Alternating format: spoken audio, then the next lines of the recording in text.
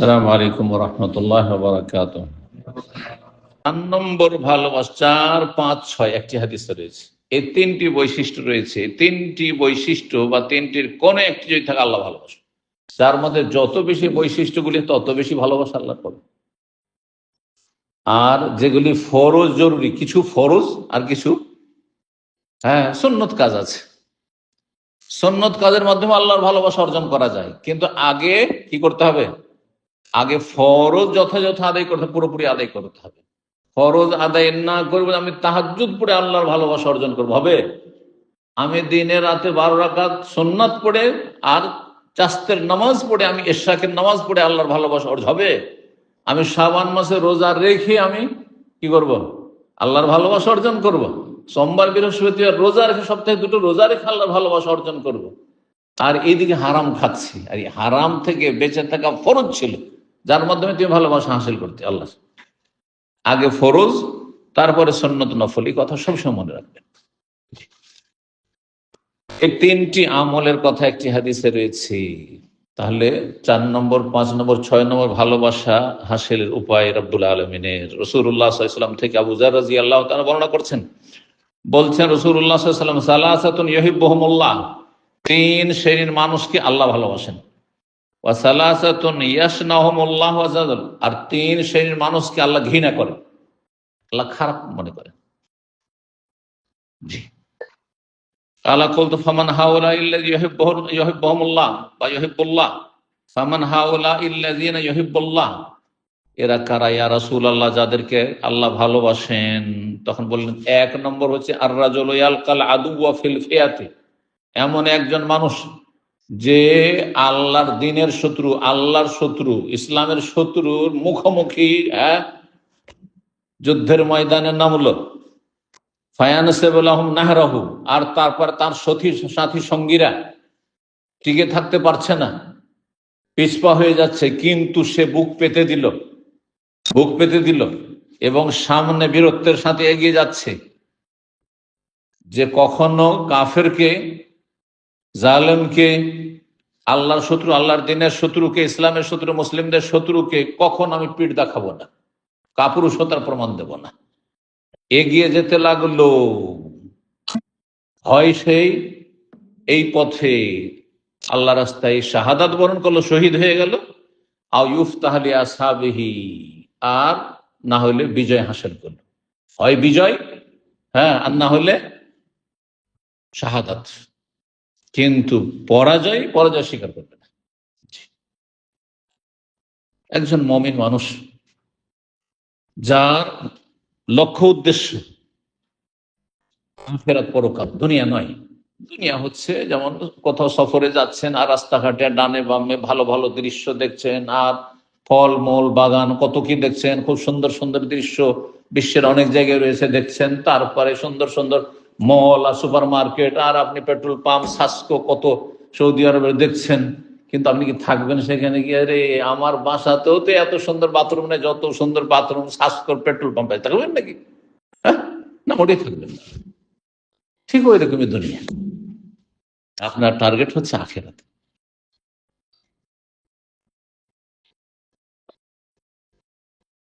4 নম্বর হয়ে গেল। 5 নম্বর, ওয়াল কওমু ইউসাফিরুন, একদল লোক মুসাফির, বিদেশে আছে, সফর করছে, আর তারপরে দীর্ঘ দীর্ঘ সময় ধরে চলতে আছে। যত রাত গড়ায় তত ঘুম চাপে, কিন্তু তাই না? দেখবেন যারা রাত্রে গোটা রাত জার্নি করেছেন, রাত 12টা পর্যন্ত হয়তো ঘুম আসবে না, তারপরে যারা বলি যে আমি কখনো গাড়িতে ঘুমাইনি, সেও জেগে থাকতে পারি না। নিজের কথা বলছি, আমার প্লেনে, গাড়িতে, বাসে কোথাও ঘুম আসবে না। 12 ঘন্টা 14 ঘন্টা চলে যায়, তারপর ঘুম আসবে না। কিন্তু রাত 1টা 2টার পরে নিজেকে সামলে রাখা যায় না, সামলে রাখা যায় না। মানে তখন আর চোখ নিজের কন্ট্রোল নাই, কন্ট্রোলের বাইরে চলে গেছে। তো সবাই ক্লান্ত হয়েছে, দীর্ঘ সফর হয়েছে, আর অন্যরা নেমে হয়তো সেখানে আরাম বিশ্রাম করা শুরু করলো। কিন্তু একজন লোক, সে ভাবলো যে এই ভোর রাত্রে, এই বরকতের সময়টি আমি ঘুমিয়ে থাকবো, সফরে দোয়া কবুল হয়। সুতরাং সে একদিকে একাই চলে গেল নির্জনে, যাওয়ার পরে সে তাহাজ্জুদ পড়া শুরু করল, নফল নামাজ পড়া শুরু করল। ফায়ুসাল্লি আহাদুহুম ফায়াতানাহা আহাদু ফায়ুসাল্লি হাত্তা ইউকিযাহুম লিরাহিলিহিম। আর ভাবলো যে সবাই যদি আমরা ঘুমিয়ে যাই তো সূর্য উঠে যাবে হয়তো, কারণ শেষ রাত হয়ে গেছে, মানুষ ঘুমিয়ে গেলে আর জাগতে পারে না, সূর্য উঠে যাবে। নবী সাল্লাল্লাহু আলাইহি ওয়াসাল্লামের আমলে এরকম সাহাবাদের হয়েছে, একজন লোকের পাহারা রেখেছে, হ্যাঁ, সে যে পাহারা ছিলেন উনি ভাবছেন যে একটু বসে থাকে, উঠটা বসিয়ে দিয়ে উঠে হেলান দিয়ে বসেছে, আর বসে থেকে ঘুম চলে এসেছে। যাকে পাহারায় নিযুক্ত সেই ঘুমিয়ে গেছে আর সূর্য উঠে গেছে। ওই জন্য একটি ঘটনা হাদিস রয়েছে, সেই হাদিস। তো উনি ভাবলেন যে না, আমি ঘুমাবো না, তাহাজ্জুদ পড়তে থাকবো, আর যখন ফজর হবে এদেরকে উঠাবো, আর তারপর তখন সকাল সকাল ভোরে ভোরে, হ্যাঁ, রাস্তা বেশি অতিক্রম করা সম্ভব হবে, সকাল সকাল আবার রওনা দেব। এই লোককে আল্লাহ ভালোবাসেন। যে সময় দুনিয়া ক্লান্ত হয়ে ভেঙে পড়ে একবারে, হ্যাঁ, অচেতন হয়ে ঘুমিয়ে যায়, সেই সময় সে আল্লাহর সাথে নির্জনে কথা বলে, তাহাজ্জুদ পড়ে। 6 নম্বর ব্যক্তি এমন এক ব্যক্তি যার প্রতিবেশী, পাড়া প্রতিবেশী খুব খারাপ চরিত্রের, দুর্ব্যবহার করে, জুলম অত্যাচার করে। অনেকেই কিন্তু আমরা ভুক্তভোগী। আপনি খুব ভদ্র মানুষ, কিন্তু আপনার পাড়া প্রতিবেশী এত খারাপ, হ্যাঁ, তাদের মহিলারা খারাপ, তাদের পুরুষরা খারাপ, এদের এত ভাষা খারাপ, আচার আচরণ খারাপ, ভাবতেই পারবেন না আপনি। শহর বাজারে দেখা যায় লিফটে, এত সুন্দর লিফটে, ওখানেও সিগারেট খাবে, ধূমপান করবে, লিফটে ঢোকা যায় না। আমি এই মাসখানেক হইল একজন হারামখোর লিফটে ঢুকেছে, লিফটে সিগারেট খেয়েছে, আর মনে হয় 2-4-5 মিনিট হয়েছে হয়তো, বা যতক্ষণই হোক, দেখেনি সেই লোককে। আছে এরকম কিছু লোক, বদ চরিত্রের লোক আর হারামখোর। তো তারপরে লিফটে ঢুকে গিয়ে মনে হচ্ছে দম বন্ধ হয়ে আসছে, সাথে সাথে বেরিয়ে গিয়ে সিঁড়ি দিয়ে উঠল, যে না, এই লিফটে ঢোকা যাবে, থাকা যাবে না, বুঝছেন না? এইরকম রাস্তাঘাটে ময়লা আবর্জনা ফেলা, হ্যাঁ, সিঁড়িতে ময়লা আবর্জনা ফেলা, নোংরা করে দেওয়া, তারপরে মানসিক শারীরিক কষ্ট দেওয়া, কথার দ্বারা কষ্ট দেওয়া, আচার আচরণে কষ্ট দেওয়া। পাড়া প্রতিবেশী তার খারাপ ছিল, ইউজি হে জেওয়ারুহু, পাড়া প্রতিবেশীর লোকেরা ওই ভালো মানুষটিকে কষ্ট দিয়ে থাকে, কিন্তু সে কোন রকম প্রতিক্রিয়া দেখায় না। ফায়াসবিরু আলা আযাহু, সে সবর করে, ধৈর্য ধারণ করে। কতদিন পর্যন্ত? কত আর ধৈর্য ধরবো? একদিন রেগে গেলেন আপনি, আর একদিন ঝগড়া লাগিয়ে দিলেন, এরকম করবেন না। বলছেন হাত্তা ইউফাররিকু বাইনাহুম মাউতুন আও জানুন, কতদিন পর্যন্ত সবর করলো? একেবারে আজীবন, মরণ পর্যন্ত, সারা জীবন ধৈর্য ধারণ করেছে এই জালেমের জুলমে, খারাপ প্রতিবেশীর অত্যাচার বরদাস্ত করেছে। আর না হলে হয়তো মারা যায়নি, তার আগেই সে বাসা অন্য জায়গায়, তার কি হয়েছে, পরিবর্তন হয়ে গেছে। যেমন ভাড়া বাসাতে যারা থাকছেন, স্থায়ী বাড়ি ঘর নেই, আছেন 2-4-5 বছর আছেন, তারপরে এখান থেকে অন্য জায়গায় চলে গেলেন। এদেরকে আল্লাহ ভালোবাসেন, কারণ এরা আল্লাহর সন্তুষ্টির উদ্দেশ্যে জালেমের জুলমে সবর করেছে, অসৎ লোকদের বদ আচরণে সবর করেছে, ধৈর্য ধারণ করেছে, কারোর সাথে ঝগড়া বিবাদ ঝামেলা বাঁধাইতে যায়নি। হাদিসটি মুসনাদ আহমদে রয়েছে। আল্লামা আলবানী রাহিমাহুল্লাহ সহিহুল জামের 3074 নম্বর হাদিস, হাদিসটিকে সহিহ বলেছেন। যাদেরকে আল্লাহ ঘৃণা করেন ওদের কথা জেনে নেন, যেহেতু হাদিসে এসছে। এমন ব্যবসায়ী যে হারাম ব্যবসা বাণিজ্য করে, মানুষকে ধোঁকা দেওয়ার জন্য বেশি বেশি কসম করে, 1 পয়সা লাভ নাই ভাই, আপনার কাছে লাভ নিলাম না, আপনার কেনা দামে দিয়ে দিলাম, হ্যাঁ, আমার লস হয়ে গেল, বলে না? জি, কসম করে বলুক, আর যে মিথ্যা কথা বলে যারা ব্যবসা বাণিজ্য করে। আর এমন কৃপণ, কৃপণ 2 পয়সা খরচ করবে না, যদি করে আপনাকে একদিন চা খাওয়াই তো বহু জায়গায় বলে বেড়াবে, আরে অমুকে তো আমি খাওয়াই, অমুকে তো এই করেছি, আমি অমুকের তো এই করেছি, খোটা দেয়। একে তো কৃপণ, আবার খোটা দেয়, একটু কিছু করলে খোটা দেয়। ভাই বোনের জন্য কি করেছে, এই করেছে, সেই করেছে, তিলকে তাল করে খোটা দেয়। আর কি আল ফাকিরুল মুখতার, তৃতীয় ব্যক্তি যাকে আল্লাহ ঘৃণা করেন, পছন্দ করেন না। যাকে ঘৃণা করেন তাকে জাহান্নামের সম্মুখীন হইতে হবে, স্থায়ী হোক আর অস্থায়ী হোক। 3 নম্বর, একেতে পথের ফকির, গরিব কিন্তু অহংকারী, অনেক গরিব আছে কিন্তু অহংকারের শেষ নেই। গরিব হয়ে যদি কেউ অহংকার করে, বুঝছেন না, আর কৃপণ হয়ে কেউ যদি খোটা দেয়, দিবেন না, একটা পয়সা কোথায় দিয়েছেন তাতে যদি খোটা দেন আপনি, তো কত খারাপ মানুষ আপনি। আরে বেশি দিয়ে যদি কখন খোটা দেন, তারপর তো নেকি আপনি নষ্ট করলেন আপনার। এরকম আরেকটা হাদিস রয়েছে, অতিরিক্ত আরেক শ্রেণী মানুষ যাদেরকে আল্লাহ ঘৃণা করেন, বয়স হয়ে গেছে বেশি, বুড়ো বয়সে জেনা করে বেড়ায়, লম্পট। আরে যৌবন কালে জেনা কাবিরা গুনাহ, কিন্তু মানুষ 40 পার হওয়ার পরে জেনা ব্যভিচারের ধারে কাছে যদি চলে যায়, তাহলে আল্লাহ এই শ্রেণীর মানুষকে আরো বেশি ঘৃণা করে। 7 নম্বর আল্লাহর ভালোবাসা অর্জনের উপায় হচ্ছে মানুষের সাথে সদয় হওয়া, এহসান করা, সদাচরণ, ভালো আচরণ করবে, পরোপকারী হবে না। কোরআনে কারীমের সূরা বাকারা 195 আল্লাহ ইরশাদ করেছেন, ওয়া আহসিনু ইন্নাল্লাহা ইউহিব্বুল মুহসিনিন, তোমরা মানুষের প্রতি ইহসান করো, সদ্ব্যবহার করো, সদাচরণ করো, পরোপকারী হও। আল্লাহ যারা এহসানকারী, উপকারকারী, তাদেরকে ভালোবাসেন। দেখেন, যে উপকার করে সে মানসিক শান্তিতে থাকে। আমি কারো ক্ষতি করিনি, মনে একটা শান্তি আছে, অশান্তি কিছু নেই। ও নিজের ক্ষতি নিজে করেছে, কেউ আমার সাথে খারাপ আচরণ করলে, কিন্তু আমি কারো খারাপই করি, বুঝছেন না। দান করে দেখবেন, দান করার পর একটা শান্তি পাওয়া যায়। কাউকে দান করে বা খাওয়িয়ে শান্তি পাওয়া যায়, কিছু দিলে। চুরি করলে, বেঈমানি করলে, হারাম খেলে শান্তি পাওয়া যায় না, মানসিক শান্তি আছে। আর আল্লাহর কাছে তো শান্তি আছে, আল্লাহর কাছে তো উত্তম প্রতিদান আছেই। আহসেনু, তোমরা এহসান করো, সদ ব্যবহার করো। এহসান প্রতিটি আল্লাহর সৃষ্টির ক্ষেত্রে আল্লাহ ফরজ করেছে, সহিহ মুসলিম হাদিস রয়েছে, ইন্নাল্লাহ কাতাবাল ইহসান আলা কুল্লি শাই। প্রতিটি সৃষ্টির ক্ষেত্রে আল্লাহ সদাচরণ ফরজ করেছে। একটা পশু জবাই করবেন, একটা পাখি জবাই করবেন, একটা মুরগি জবাই করবেন, সেই ক্ষেত্রে এহসান। একটা আপনার গাছপালার ক্ষেত্রে এহসান। আর এমনি এমনি কেটে ফেলে দিয়েন না, আপনি কাজে লাগবে তখন করেন, এমনি এমনি ভেঙে ফেলে দিবেন না। আপনার কাজে, আরেকজনের কাজে লাগবে, আপনি নষ্ট করিয়েন না।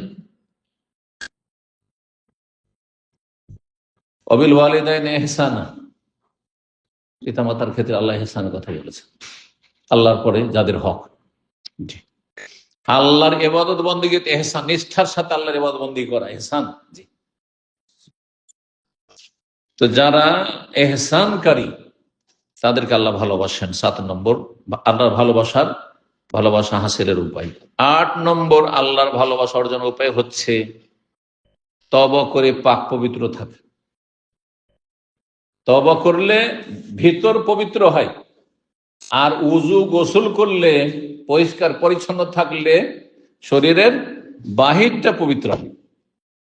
এই দুটোই কথা একটি আয়াতে রয়েছে, তাহলে দুটোকে আলাদা আলাদা ভিন্ন ভিন্ন বলতে পারেন, একই আয়াতে যেহেতু রয়েছে সেজন্য একসাথে 8 নম্বর ভালোবাসা, আল্লাহর ভালোবাসা হাসিলের উপায় হিসাবে উল্লেখ করেছি। কোরআন কারীমের সূরা বাকারা আয়াত নম্বর 222, তাতে মহান আল্লাহ ইরশাদ করেছেন, ওয়ায়াসআলুনাকা আনিল মাহিদ, হে নবী, আপনাকে লোকেরা জিজ্ঞেস করছে মাসিক ঋতু সম্পর্কে, হাইজ সম্পর্কে মহিলাদের। কুল হুয়া আযান, সেটি হচ্ছে নোংরা বস্তু। এই জন্য মাসিক অবস্থায় সহবাস করা হচ্ছে কাবিরা গুনাহ, হারাম।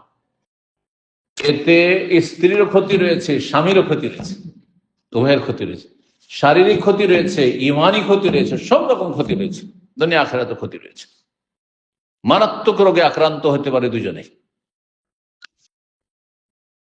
যা কিছু আল্লাহ হারাম করেছেন, এতে শুধু এই নয় যে আল্লাহ হারাম করে দেখতে চাইছেন যে তুমি আমার কথা মানছো কিনা। এটা তো 1 নম্বরে, এটা ইবাদত, যে আপনি আল্লাহর কথা মানছেন কিনা, রসুলের কথা মানছেন কিনা, বাধা নিষেধ মানছেন কিনা, না লাগামহীন হয়ে গেছে। কিন্তু দুনিয়ারও তাতে বহু উপকারিতা আছে। মদ এই জন্য হারাম করা হয়েছে যে আমাদের জীবনকে ধ্বংস করবে।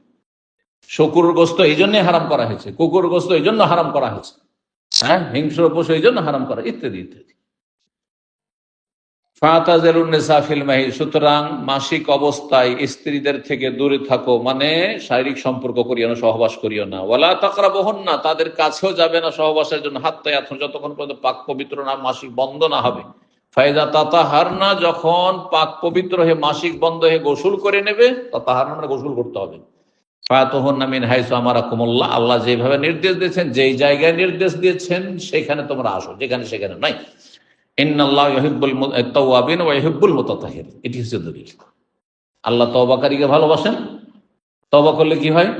ভুল হয়েছে কিন্তু আপনি তওবা করে নিয়েছেন, ঠিক ওই রকমই কাপড়ে পেশাব পায়খানা লেগে গেছে, অথবা গায়ে আপনার ছোট বাচ্চাদেরকে আমরা করে নিতে, মানুষ সব শরীরে পায়খানা করে দিয়েছে, আপনার বাচ্চা ধুয়ে নিলেন, তারপরে কিছুই নেই, যেমন আগে ছিলেন তেমনই হয়ে গেলেন, ক্লিন।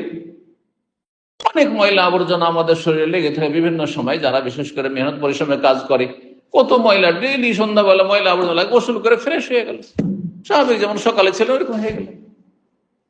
ঠিক তবে এরকম যতই গুনাহ হোক না কেন, ভালো করে খালেস অন্তরে শর্ত পুরা করে যদি তওবা করেন, তাহলে যেই ব্যক্তি গুনাহ করেনি তার মতো আপনি ক্লিন হয়ে গেলেন। এই জন্য আল্লাহ তওবাকারীকে ভালোবাসেন।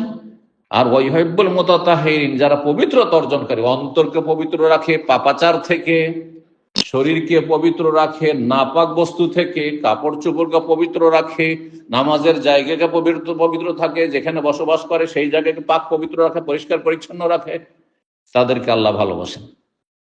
9 নম্বর আল্লাহর ভালোবাসা অর্জনের উপায় হচ্ছে ধৈর্য ধারণ করা, সবর। ধৈর্য কত প্রকার? 3 প্রকার, কিন্তু আমরা শুধু একটি জানি। একটি, যেহেতু এটা মানুষ বেশি বুঝে সেজন্য ওই একটি জানে, কিন্তু ধৈর্য আসলে 3 প্রকারের। এই 3 প্রকারের ধৈর্য যদি পুরোটা বুঝে নেন, তো এর মধ্যে পুরো ইসলাম আছে, পুরো ইসলাম আছে। আসসাবরু আলা তাআতিল্লাহ, নেকির কাজে সবর করা, মানে ভালো কাজে অবিচল থাকা, অটল থাকা। যারা টেম্পোরারি নামাজ পড়ে, রমজানে নামাজি, তারপর আর নেই, বালা মুসিবত এসছে, কেউ মরেছে, তখন নামাজি হয়ে গেল, তারপর আর নেই। হ্যাঁ, খুব দান সাদকা করলো, বাপ মায়ের জন্য, নতুন নতুন বাপ মা মারা গেছে, সেই জন্য বাপ মা মারা যাওয়া 10 বছর 5 বছর হয়ে গেছে, ভুলেই গেছে। না, এমন না। মক্কা মদিনে গেছে, তখন মুসল্লি নামাজি হয়ে গেছে, তারপর আর নেই। এরা ধৈর্যশীল নয়, অধৈর্য। হ্যাঁ, ভালো কাজ করার জন্য ধৈর্যের প্রয়োজন রয়েছে। আসসাবরু আন মাসিয়াতিল্লাহ, গুনাহ থেকে, পাপ থেকে বেঁচে থাকার ক্ষেত্রে ধৈর্যের প্রয়োজন রয়েছে। চোখের সামনে ইউটিউবে আর ফেসবুকে নোংরা ছবি ভেসে উঠছে, সবাই দেখছে, শুধু আপনি সাথে সাথে ইগনোর করবেন, অথবা ব্লক মারবেন, কি করবেন যেটাকে বলা হয়, হ্যাঁ, সেটাকে হাইড করে দেবেন। হ্যাঁ, অথবা এই পেজ যাতে আপনার সামনে না আসে করবেন। এইখানে ধৈর্যের প্রয়োজন রয়েছে।